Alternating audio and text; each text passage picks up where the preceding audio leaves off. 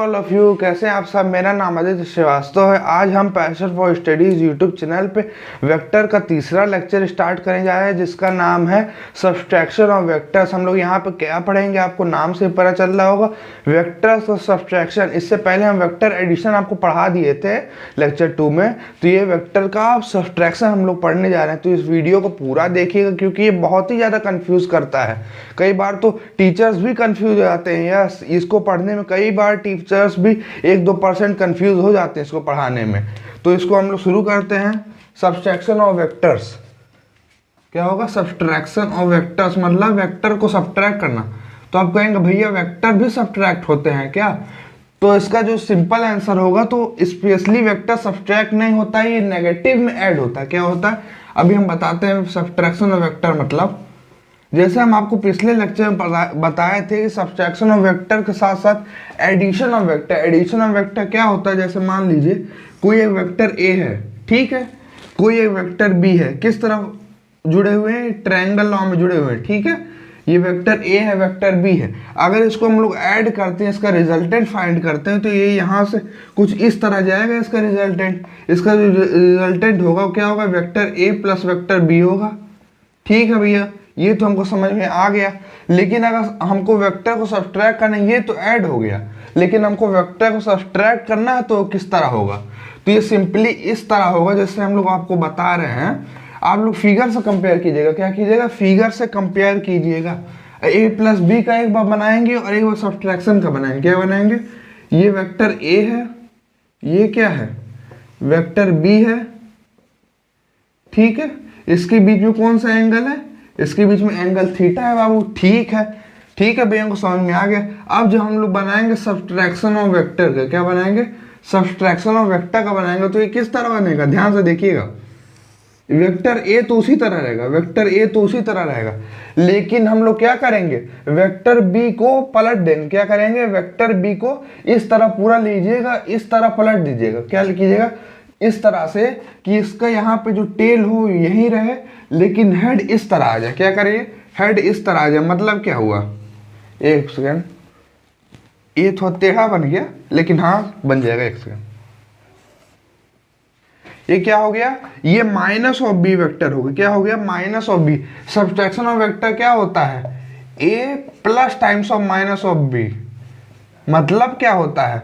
ये असल में तो एडिशन ऑफ वेक्टर का ही फॉर्म है, लेकिन इसमें से कोई एक जो वेक्टर रहता है, कोई भी एक वेक्टर जो रहता है, स्पेशली बी ही वेक्टर रहता है, वो क्या रहता है? वो इन्वर्टेड रहता है, मतलब नेगेटिव साइन में रहता है। जैसे मान लीजिए कोई वेक्टर बी है, कोई वेक्टर बी है, यहाँ पे हम लोग लिख लेते हैं, कोई वेक्टर बी है, वो 3 मीटर जा रहा है ईस्ट में, ठीक है बाबू, 3 मीटर जा रहा है ईस्ट में।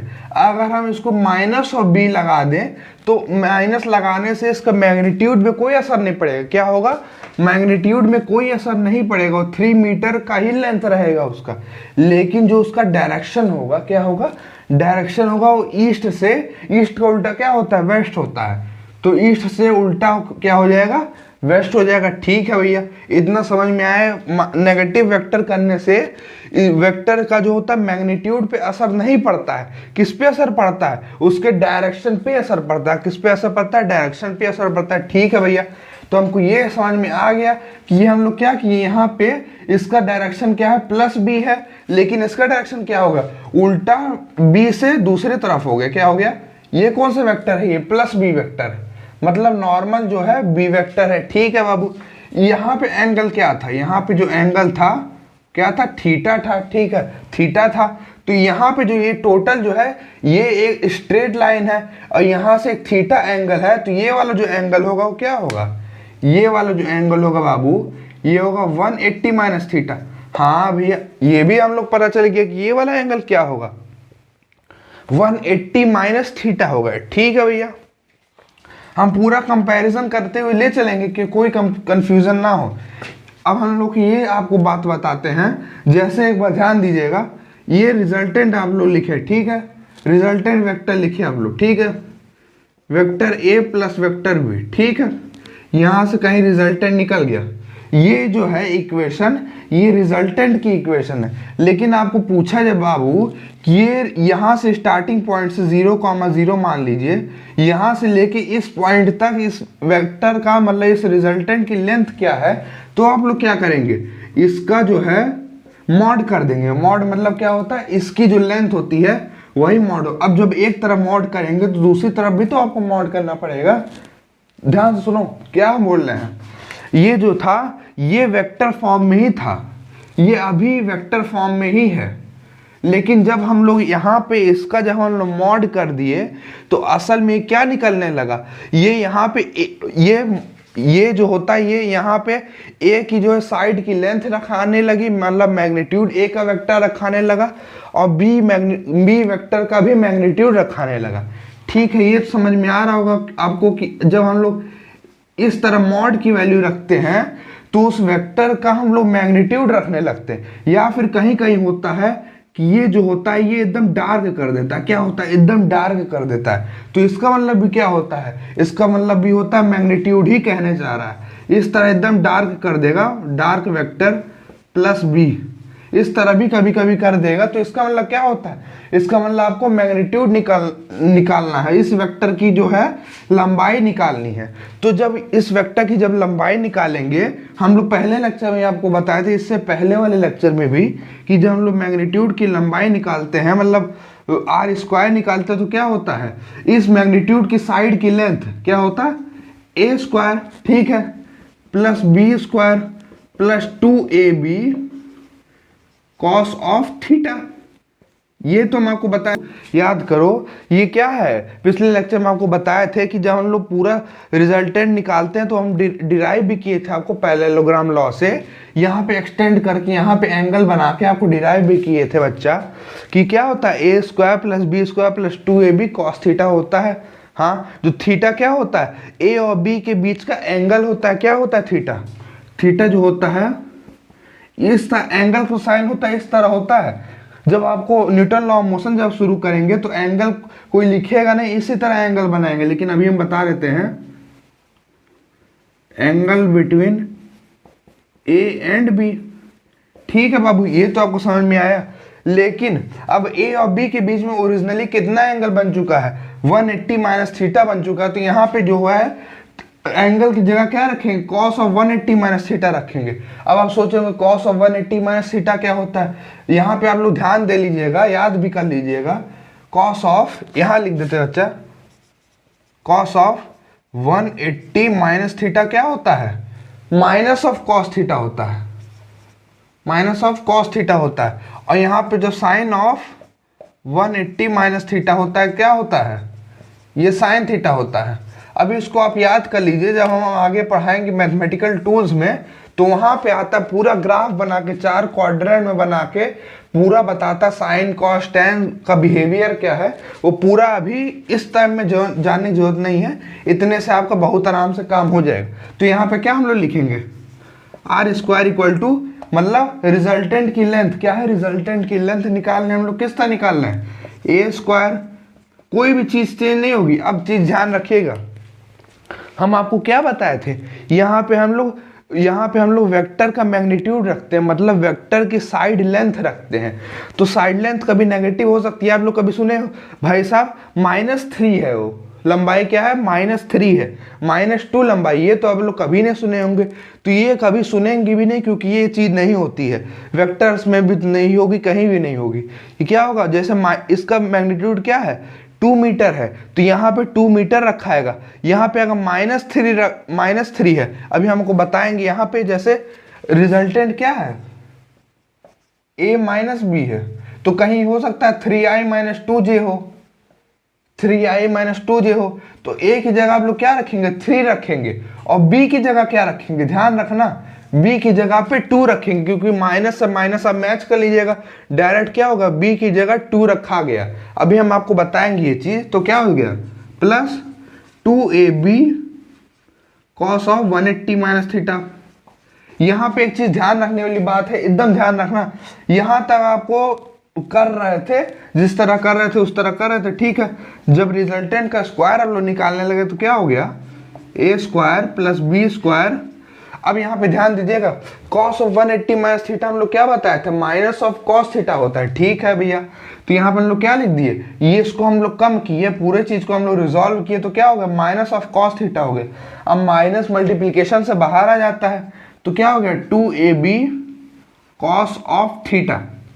अब आप लोग क्या, इन दोनों चीज के बीच का एंगल रखाएगा a और माइनस बी का, लेकिन जब हम लोग यहाँ पे थीटा रख दिए तो थीटा क्या हो गया, पॉजिटिव में a और b के बीच का एंगल आ गया। ये कैसे हो सकता है, कभी यहाँ पे ये वाला एंगल आ रहा है, कभी यहाँ पे ये वाला एंगल आ रहा है।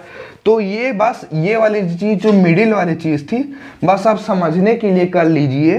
ये जो असल में ये वाला जो चीज है, यही पूरा आपको याद रखना है। ये क्या होता है, A square plus B square minus of 2ab cos of theta.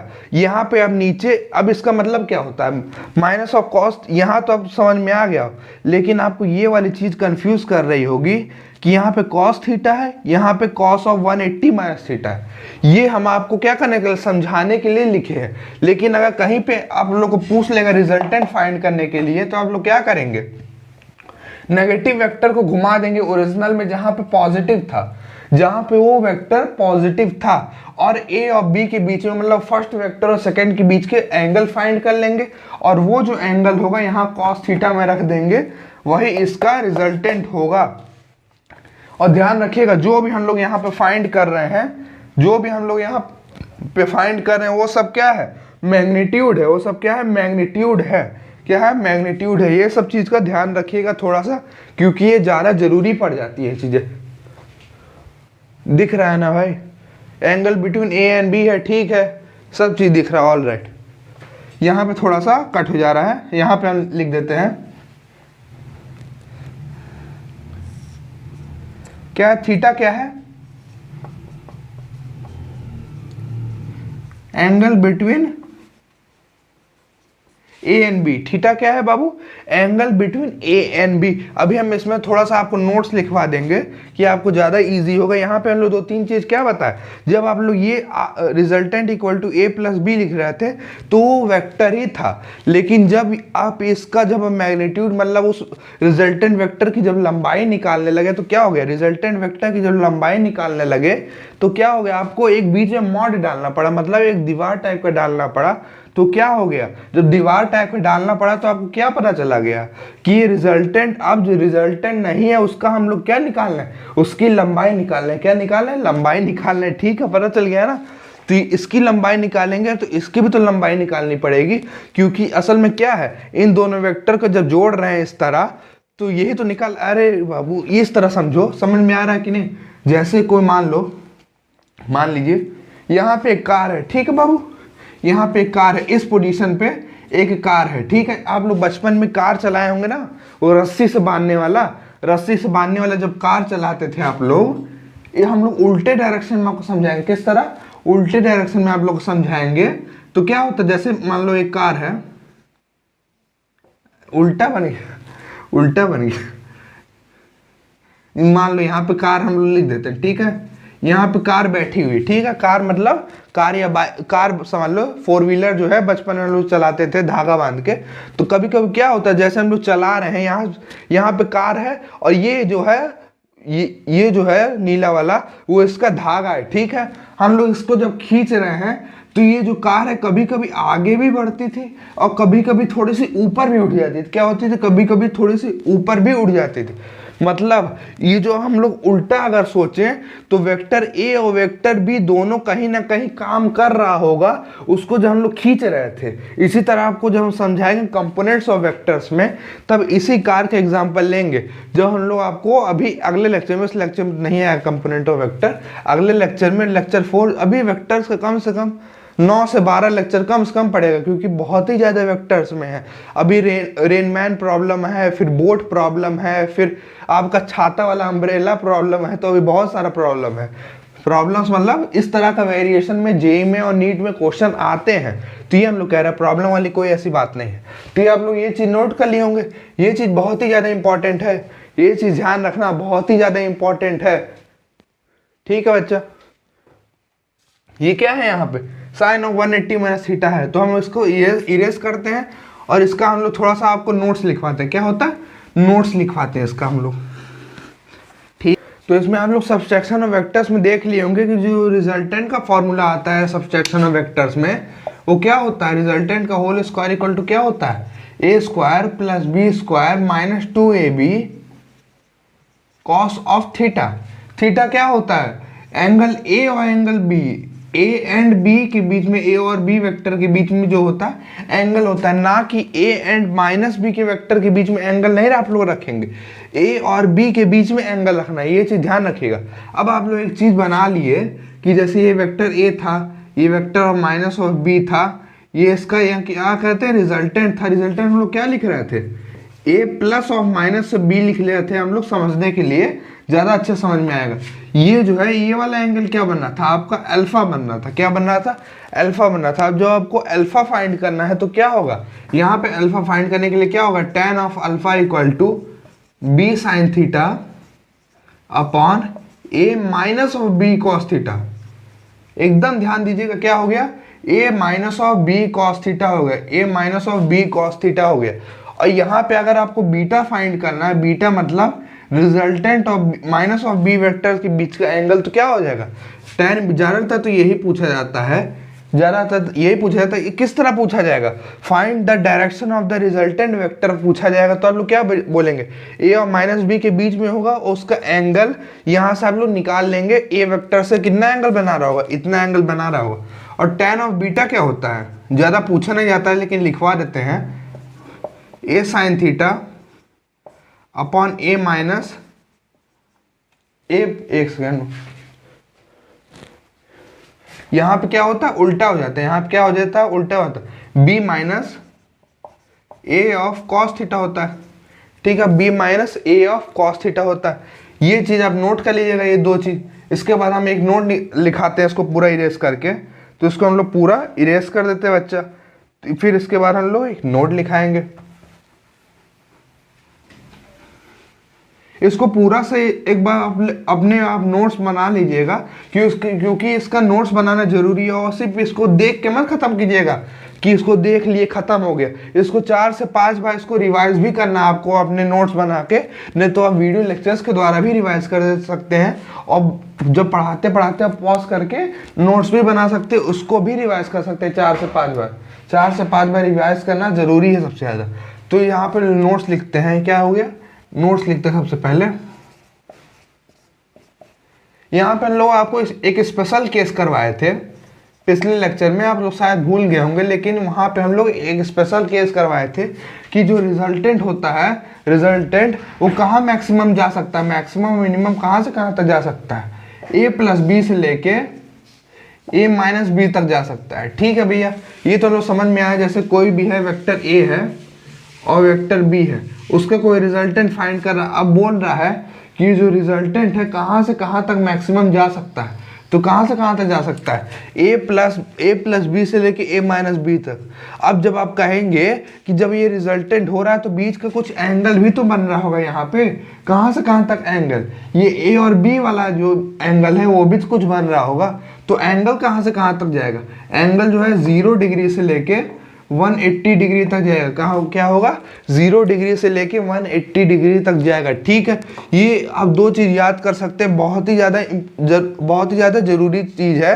कभी कभी क्वेश्चन में शॉर्ट आंसर में पूछ लेता है, एसएसएन टाइप एंड रीजनिंग में, नीट में खासकर कभी कभी पूछ लिया आता है। फिर इसके बाद जो चीज आएगी वो क्या आएगी, अगर जैसे मान लीजिए थीटा इक्वल टू क्या है, 90 डिग्रीज है, क्या है, थीटा इक्वल टू 90 डिग्री है दो वेक्टर के बीच। जैसे कोई वेक्टर ए है, वेक्टर बी है, बीच का जो एंगल है वो 90 डिग्री है, तो रिजल्टेंट क्या होगा, रिजल्टेंट का जो होगा वो क्या होगा, रिजल्टेंट जो होगा वो ए स्क्वायर प्लस बी स्क्वायर होगा। क्या होगा, ए स्क्वायर प्लस बी स्क्वायर होगा। किस तरह, कॉस ऑफ 90 क्या होता है, आप लोग नोट कर लीजिएगा नोट्स में कि कॉस ऑफ 90 जो होता है, 90 डिग्री क्या होता है, वो 0 होता है। क्या होता है, कॉस ऑफ 90 डिग्री क्या होता है, 0 होता है। जब हम आपको बाद में मैथमेटिकल टूल्स पढ़ाएंगे तो बताएंगे इसका जो ग्राफ होता है कुछ इस तरह होता है, तो यहाँ पे आ जाता है, बहुत आराम से आ जाता है। ठीक है बाबू, ये क्या हो गया, π/2 हो गया। π/2 क्या होता है, 90 डिग्री होता है।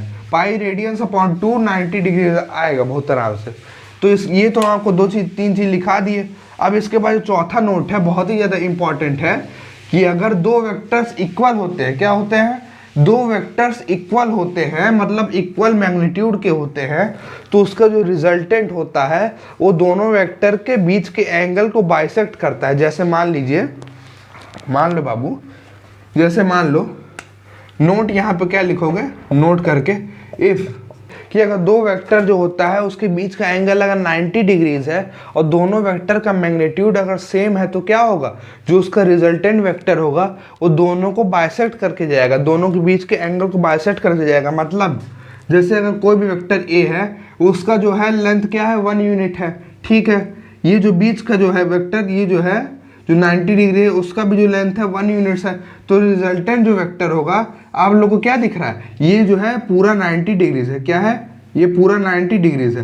तो जो रिजल्टेंट जो वेक्टर होगा, जो अल्फा जो बनाएगा, वो अल्फा जो बनाएगा वो क्या होगा, वो 45 डिग्रीज है, मतलब इसका जो आधा करके बनाएगा। इसको हम लोग किस तरह समझ सकते हैं, जैसे वेक्टर ए जो है वो 1 यूनिट्स है और वेक्टर बी जो है वो भी 1 यूनिट्स का है, ठीक है बाबू। ये तो हम लोग समझ लिए कि वेक्टर ए जो है 1 यूनिट्स का है, ये जो वेक्टर बी है। अभी हम लोग आई और जे कैप अभी नहीं लगा रहे हैं, क्योंकि अभी कंपोनेंट्स ऑफ वेक्टर और पोजीशन वेक्टर आपको अभी हम लोग नहीं पढ़ा है, तो अभी आई और जे कैप हम लोग लगाने से हेजिटेट कर रहे हैं। तो परेशान मत होना कि हम लोग क्यों भैया, आप लोग जो पहले से पढ़े होंगे कहेंगे अरे ये तो आप लोग आई कैप लगाए नहीं, जे कैप लगाए ही नहीं, तो अब ये कैसे हो गया। लेकिन अभी हम लोग थोड़ा सा हेजिटेट कर रहे हैं ये लगाने में, क्योंकि कंपोनेंट्स ऑफ वेक्टर नहीं पढ़ाएंगे, ठीक है, ऑल राइट। तो अभी हम लोग क्या करते हैं, ये क्या हो गया, 1 + 1 प्लस क्या हो जाएगा, यहाँ पे 2ab कॉस ऑफ क्या हो जाएगा, 90 डिग्री हो जाएगा। और हम लोग को बताया थे कॉस 90 क्या होता है, 0 होता है, तो r स्क्वायर क्या हो गया, 2 हो गया, तो r क्या हो गया, √2 हो गया। ये बहुत ही ज़्यादा इंपॉर्टेंट डेरिवेशन है कि यहाँ पे क्या आ रहा है, √2 आ रहा है। अब आप लोग ध्यान दीजिएगा, आप लोग पाइथागोरस थ्योरम पढ़े होंगे, दो चीज़ आप लोग पढ़े होंगे, पाइथागोरस थ्योरम और उसके साथ साथ पैरेलल शिफ्टिंग ऑफ वेक्टर मैंने ही पढ़ाया। तो यहाँ हम लोग क्या को पढ़ाए थे, वेक्टर को पैरेलली शिफ्ट किया जा सकता है। मतलब जैसे मान लीजिए ये 1 है, अब ये वाले वेक्टर को आप लोग यहाँ पे पैरेलली शिफ्ट कर दिए, ठीक है बाबू, तो ये भी तो 1 ही दे रहा है और ये भी 90 डिग्री ही बनाया है, ठीक है। तो पाइथागोरस थ्योरम से क्या हो गया, ये बेस हो गया, ये परपेंडिकुलर हो गया, ये क्या हो गया, हाइपोटेन्यूज हो गया, क्या हो गया, हाइपोटेन्यूज हो गया। और ये हाइपोटेन्यूज जब हम फाइंड करेंगे तो क्या आएगा, √2 आएगा। अब यहाँ पे जब हाइपोटेन्यूज फाइंड करते हैं तो ये क्या हो गया, 90 डिग्रीज हो गया। तो ये बीच के एंगल को हमेशा बाइसेक्ट करके जाता था। क्लास 10th में प्रॉपर्टी आप लोग पढ़े होंगे कि अगर दोनों एंगल बराबर हो जाते हैं तो जो यहाँ से जो हाइपोटेन्यूज होता है वो रिजल्ट इसको बाइसेक्ट करके जाता है बीच वाले एंगल को, ठीक है भैया। ये चीज तो हम लोग पूरा समझ में आ गया। अब हम लोग क्या करने जा रहे हैं, इसका क्वेश्चन करने जा रहे हैं। क्या करने जा रहे हैं, क्वेश्चन करने जा रहे हैं, ठीक है बच्चा। इसका हम लोग क्या करने जा रहे हैं, क्वेश्चन करने जा रहे हैं। एक अभी हम लोग सब्सट्रैक्शन ऑफ वेक्टर्स पे अभी आपको क्वेश्चन लेते हैं। तो सब्सट्रैक्शन ऑफ वेक्टर्स पे अगर क्वेश्चन हम लोग लेंगे तो क्या लिखा हुआ है, if mod of A equal to क्या लिखा हुआ है, 2 यूनिट्स है, mod of A equal to 2 है, and of mod of B क्या है, 4 है, ठीक है। And angle between them, the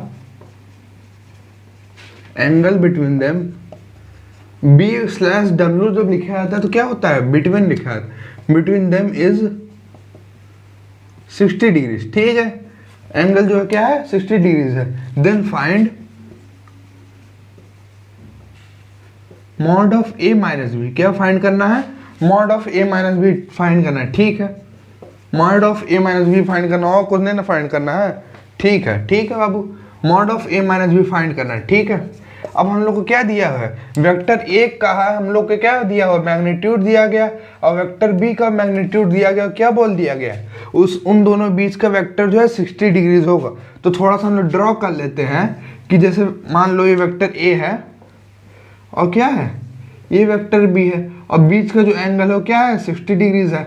अब लोग क्या फाइंड किया, ए माइनस बी का मैग्नीट्यूड बोला है, मतलब ए और माइनस ऑफ बी वेक्टर से माइनस ऑफ बी वेक्टर का जो रिजल्टेंट होगा, मैग्नीट्यूड जब ये बोला जाता है ए माइनस बी, जैसे वहाँ पे भी लगाए थे आपका ए प्लस बी का अगर मैग्नीट्यूड लगाए थे तो मतलब क्या होता है, रिजल्टेंट का मैग्नीट्यूड होता है। उसी तरह का ए माइनस बी का हम लोग मैग्नीट्यूड लगाते हैं तो क्या होता है, उसके रिजल्टेंट का मैग्नीट्यूड होता है, ठीक है बच्चा।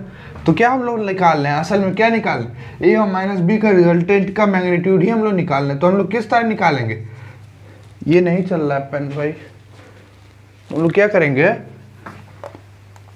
ए रिजल्टेंट का होल स्क्वायर क्या होता है, A square plus B square, subtraction of vector ही कर रहे हैं हम लोग, A square plus B square minus of 2ab